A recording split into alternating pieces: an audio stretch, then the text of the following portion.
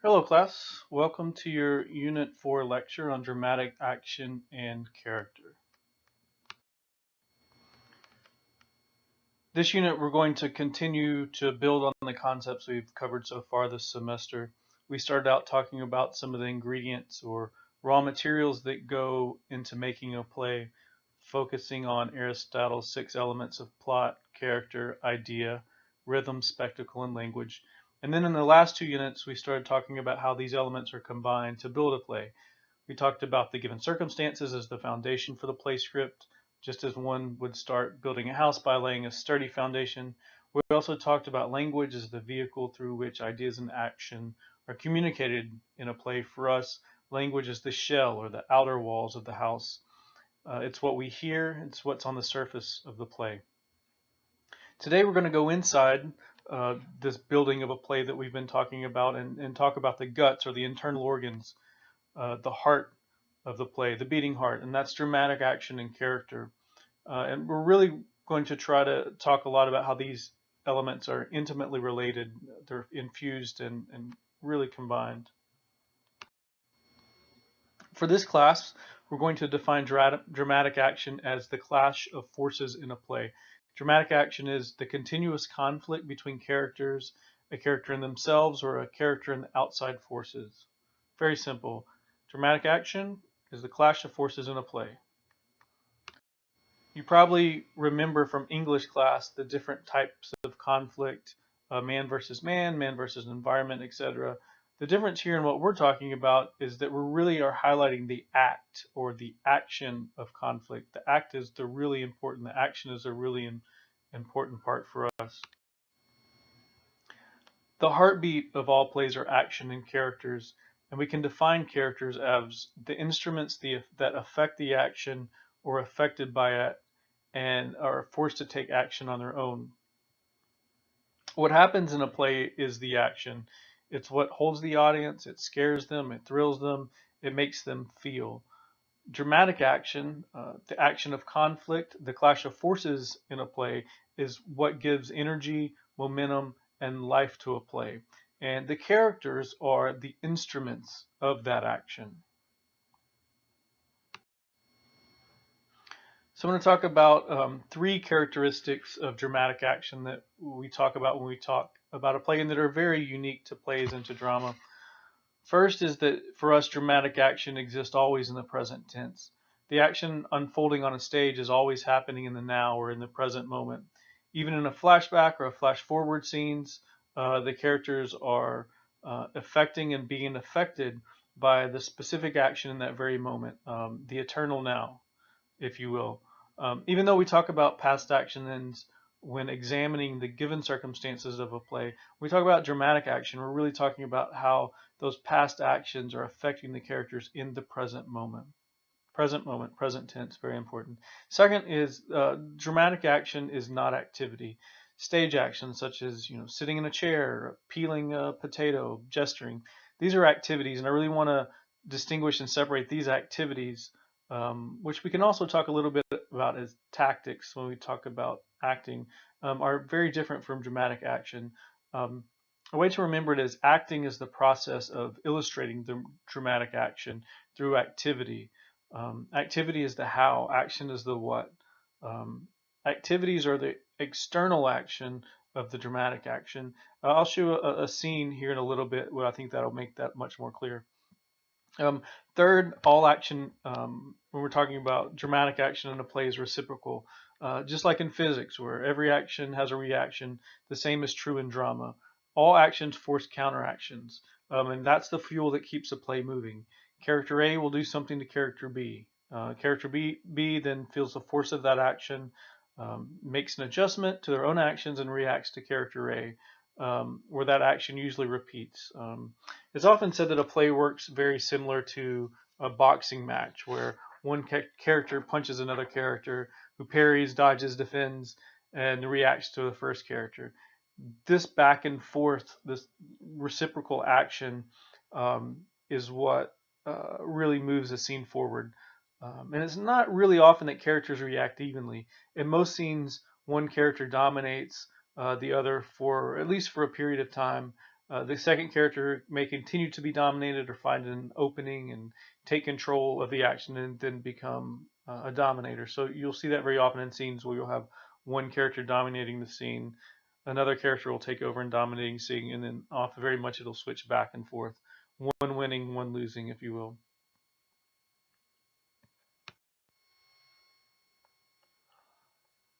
Now we're going to talk about the division of action, the units of a play. We all know that plays are broken up into acts and then down further into scenes. For our purposes, we're going to talk about the action down further into what Stanislavski called units, what we call beats. A beat is the smallest unit of action in a play. Character A enters, that's a beat. Character A acknowledges character B, that's another beat.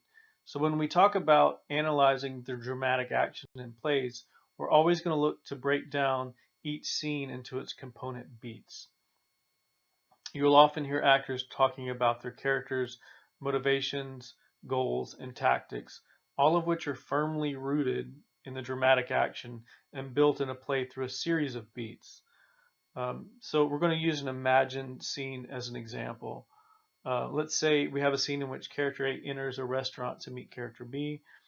Character A suspects that character B is having an affair with character A's partner and wishes to confront character B about this affair. So we can build this scene using a series of beats. Okay, so here's our scene in the restaurant, built on 4 beats. Beat 1, character A enters the restaurant. His motivation is to find out about the affair. His first goal is to surprise character B. His tactic is to startle him. And he accomplishes this by sneaking up behind him and saying his name really loud. Second beat, character B now must respond, and his motivation is to hide this affair that he's having. His goal is to make everything seem normal, and so his tactic is to compliment character A. Beat 3, character A changes tactics and will now try to gain information from character B by confiding in him. Beat 4, character B tries to draw more information out of character A by defecting and showing concern. You see, character A does one action, character B then has to respond, which forces character A to respond. We go back and forth, back and forth, back and forth with these reciprocal actions that all happen in the present tense. You'll notice that when we're talking very different, the action that we're talking about different from the tactic. So this is what that scene will look like if we were to write it out. This. Character A enters a restaurant and finds character B sitting with his back to the door. Character A, hey John, never thought I'd see you here. How's it going? Character B lurches forward, surprised, and nearly spills all of his soup. Oh Gary, hey man, it's been a long time, hasn't it? You look good, really good. How are things? Character A, I wish I could say they're great, but to be honest, I'm really a little worried about Lori. I'm worried there might be something wrong with her. She's been acting strange lately, and I hate to admit it. I was walking by here, and I know you two are friends, and I was hoping maybe you could keep an eye out for me. Just offer to help a little bit. Character B, yeah, sure. I mean, she's been acting strange. How? Is she ill or something? So in this example, I hope that you can see how playwrights use dramatic action to move a play forward. And that dramatic action is built by creating a series of beats through present tense reciprocal actions. So if we had this as a script and we were an actor, we might break it down this way and create a map of actions that are used by actors to help define their tactics understand their motivations and what their specific character goals are. And these actions are generally expressed in present tense action verbs. So in this example, if I'm the actor playing character A, I know that my goal is in this scene is to find out about this affair. And so my first tactic is going to be to sneak up. And so in this first beat, I'm going to try to startle B. That's going to be my tactic as an actor. Character B as we talked about, is trying to not sure what to do, trying to deflect the situation. So he compliments A, hoping that he maybe can get some information about. I wonder if this guy knows about my affair. Um, and again, character A now switches tactics and confides in character B, and again, character B then deflects that by acting really concerned about Lori, who he is totally having an affair with. You'll notice that these actions are always expressed in terms of present tense action verbs. So startles, compliments, confides, deflects. You can plead, storms, berates, begs. You can go on and on. And normally when you're an actor, you want to really try to find a very unique and very strong action verb to use.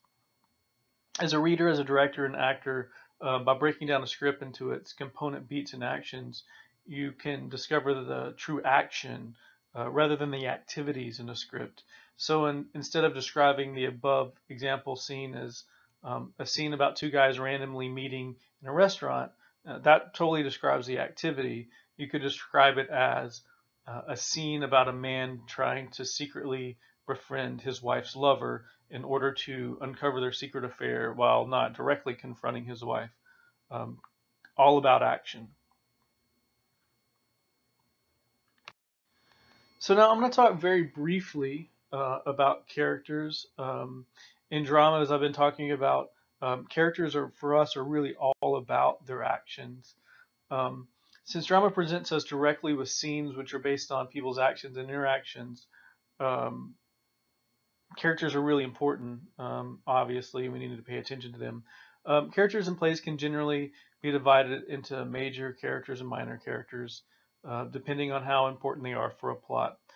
A good indicator, very simple indicator, whether a character is a major or minor character, is just the amount of time and speech and stage time they have. Just as a rule of thumb, in a very simplistic way, major characters usually have a lot to say and appear frequently throughout the play. Minor characters have less presence and appear not nearly as often. So here are two examples. On the left, we have Hamlet, who's clearly the main character protagonist of Shakespeare's famous tragedy. We can infer that from the fact that he's in all the scenes, or at least most of them. He has tons of speeches. His name, he's the eponymous hero. His name is in the title, right? So Hamlet, major character. On the right, on the other hand, in the same play, we have Rosencrantz and Guildenstern. In Hamlet, they're only minor characters. They're not nearly as important to the plot. They're only there for a short period of time. I chose these guys just because they're two minor characters that eventually, thanks to Tom Stoppard, and Rosencrantz and Guildenstern are dead, get their own play. And so these two very minor characters become the major characters just in another play that somebody else wrote. And occasionally even virtually non-existent characters may be very important for a play, right? You can have important characters in a play that you never see. So I put this example here of Beckett's Waiting for Godot, where the action centers around the arrival of this mysterious character, Godot. His name's even in the title of the play, right? But he's never on stage. We never see him. So that's a very kind of rare type of character, the one that we never see, but very equally important. So a little bit about character dimensions. Major characters are almost always, not exclusively, most of the time, what we call multidimensional and dynamic or round characters.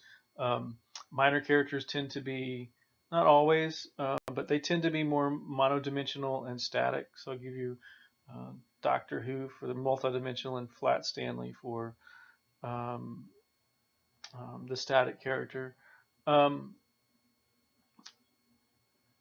Multidimensional characters display several even conflicting character traits and are thus reasonably complex. They tend to develop throughout the plot. They change over time, so that's why we refer to them as dynamic, though this is not necessarily the case all the time. Hamlet, again, for example, is marked by this great intellectual and rhetorical power, but he's also flawed to the extent that he's very indecisive and passive.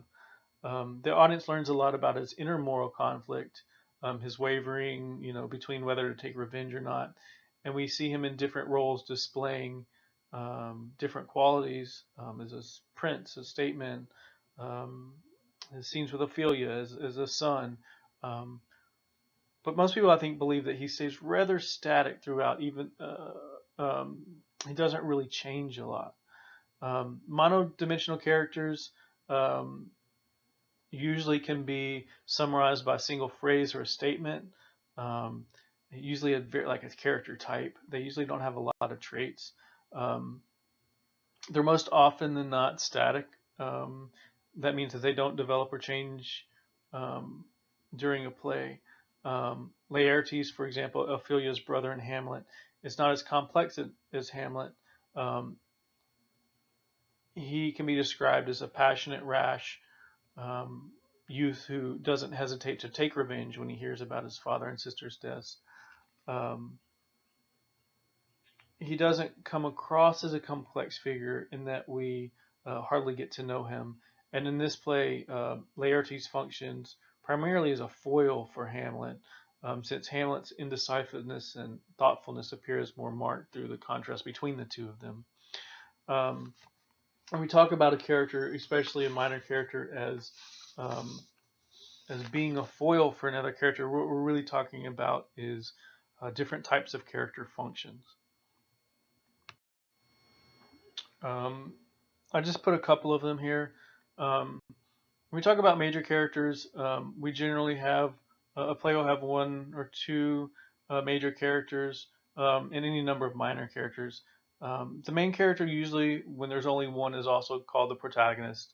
The term protagonist um, it really has no value judgment. I think a lot of times we think of it that way, um, but it can include heroes and heroines, or what we consider positive main characters. But it also can include anti-heroes or anti-heroines, negative main characters. But the fact that they're the central character makes them the protagonist, not necessarily that they're because they're a good guy or because they're a bad guy. The protagonist generally dominates the narrative. Um, in a lot of narrative, that protagonist has an influential enemy, and then we call that the antagonist, such as Voldemort, right? In Harry Potter, or Sauron in the Lord of the Rings. Moriarty and Sherlock Holmes are very important antagonists.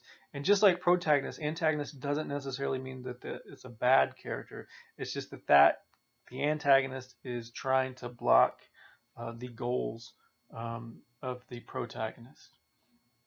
When we talk about minor characters, there are all sorts of types of different minor characters. Um, they can serve as witnesses, someone who reports on events um, in a play, though not directly involved, like an objective type of reporter. Um, they can serve as a foil character, like we were talking about Laertes.